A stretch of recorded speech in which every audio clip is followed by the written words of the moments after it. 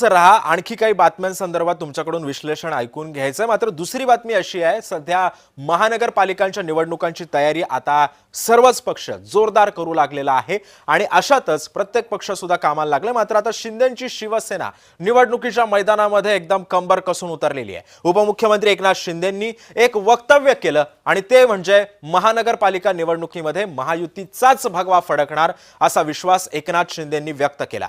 तर ठाकरेंच्या दसरा मेळाव्यावर सुद्धा शिंदेंनी टीका केलेली आहे आणि या संदर्भामध्ये बोलण्यासाठी शिवसेनेचे प्रवक्ते अरुण सावंत जी आपल्या सोबत जोडले गेलेले आहेत। अरुणजी, आता नेमका महानगरपालिकांच्या निवडणुकांच्या पार्श्वभूमीवरती शिवसेना आता पूर्ण ताकदीनिशी मैदानामध्ये उतरलेली आहे। महायुतीचाच भगवा महानगरपालिकांवरती फडकेल असा विश्वास एकनाथ शिंदेंनी व्यक्त केलाय। आपण कसं पाहता?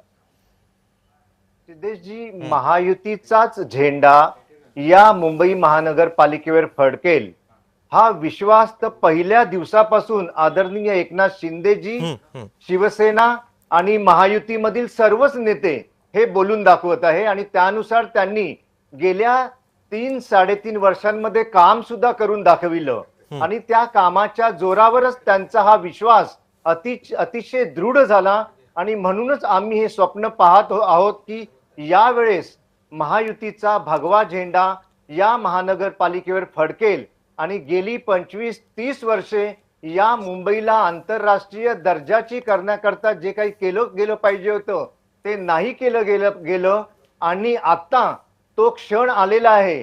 शिवसेना आदरणीय एकनाथ शिंदेजी यांच्या नेतृत्वाखाली काम करत आहे, भाजपा आदरणीय देवेंद्र फडणवीसजी यांच्या नेतृत्वाखाली काम करत आहे आणि एनसीपी अजित पवार यांच्या नेतृत्वाखाली अतिशय उत्तमरित्या या राज्याचा जो काही गाडा आहे तो हाकत आहेत। पहा, गेल्या 3-3.5 वर्षांमध्ये या राज्याचा आणि या मुंबईचा जर आपण विचार केलात तर पूर्वीची मुंबई आणि आताची मुंबई यात नक्कीच तुम्हाला फरक दिसून येईल आणि हा फरक आपण हात लावून सुद्धा त्याला स्पर्श करून सुद्धा त्याला आपण जाणून घेत आहोत की खरोखर या मुंबईमध्ये आता वेगळेपणा दिसत आहे।